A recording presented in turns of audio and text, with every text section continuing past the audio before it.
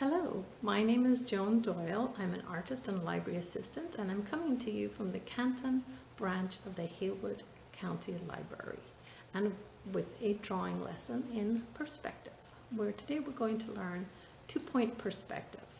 If I asked you to draw a house, you might draw something like this. Very straightforward, very little dimension to it. But with two-point perspective, we can give our drawings so much more dimension. Perspective is the point at which you observe something in space. So when we use two-point perspective, it gives us a lot of dimension to our drawings. So for this lesson today, you will need a ruler, a pencil, and an eraser. And at the end, if you want to darken in your lines with darker pencil, or you want to use a black pen to make your drawing more finished, that's up to you, and colored pencils, or any way you want to color it when it's done. But what I'm going to illustrate right now is how you set up two-point perspective. I'm going to be using a marker just so it'll show up on my board here so you guys can see what I'm doing, but you will be using pencil, and when you do the construction lines for your drawing, the lines that I'm about to do now, you would use a very light pressure. Keep them light because you'll be erasing those later, because you won't need them for your final drawing. So we start with the horizon line. And the horizon line is very obvious when we're at the beach and we see the ocean and it's flat and straight. Of course, around here, our horizon lines are not very straight because we have mountains and we have hollows, and so we'll get into that a little bit later. So the first thing you do is a horizon line. And on the horizon line, we're going to put a point at either end. So these are our 2 points, two-point perspective. So now we're drawing a house. So I'm going to start with the corner of the house that we can see. We'll say, and all of the upright lines are straight up and down, parallel with the edge of your paper. Okay, so I'm going to do the best I can at this angle. So say this is the edge of my house. This is the corner of my house in the illustration I showed you. And I'll point it out here so you can see. So this is this line right here, the edge of my house. So all the lines on this side of the house will go to the point on that side. And all the lines on this side of the house will go to the point that I've drawn on this side. So let's go ahead and do that. So we'll use this point, bringing it to the top of that line. And on the bottom, for this side of the house, we draw it to that point. This side of the house will go to this point, and this side will go to this point too. So now we've got, it looks like a kite, but when we draw our uprights for this side of the house, so this side of the house is going to be longer, it's going to have the door in the middle, so we'll pull the line a little further over. And on this side of the house, it's the short side of the house, so we'll put the line right here.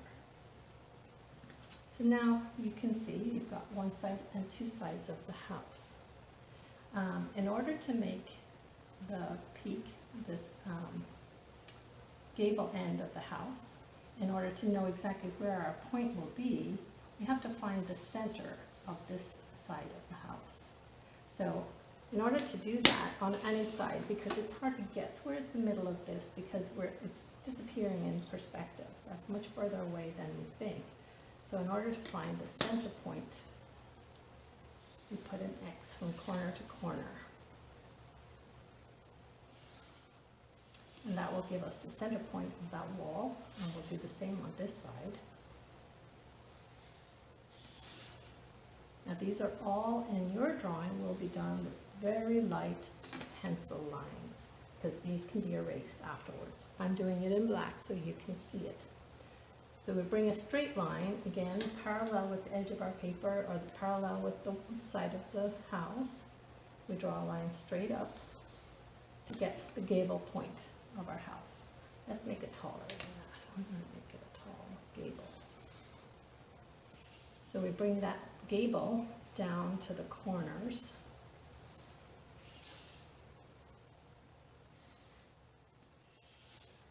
And we take from this point, remember everything on this side of the house goes to this point.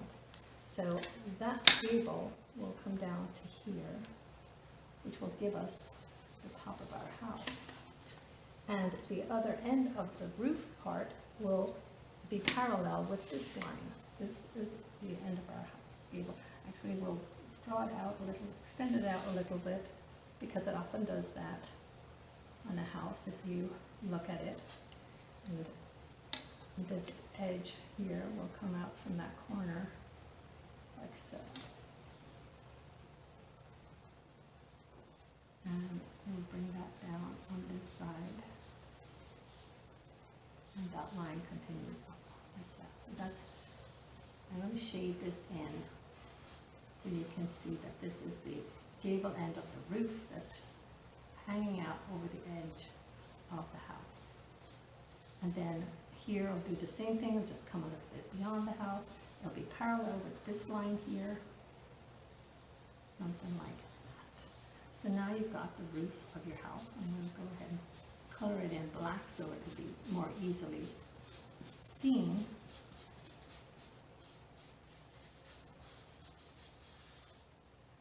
So now do you see how you've got beautiful dimension to your house? Now all these lines will be in light pencil until you decide you're ready to color it in or give it a dark line. I'm going to say darken that line so you can see how it will look when we darken the lines we want to keep.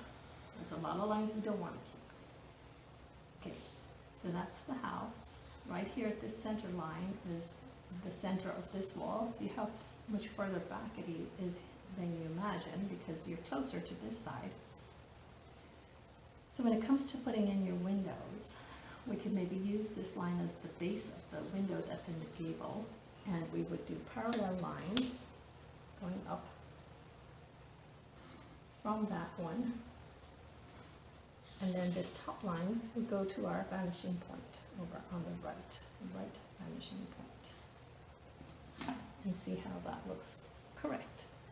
For the two windows that are in the side, let's do the tops of the windows and lines to bring that are parallel with the side of the house.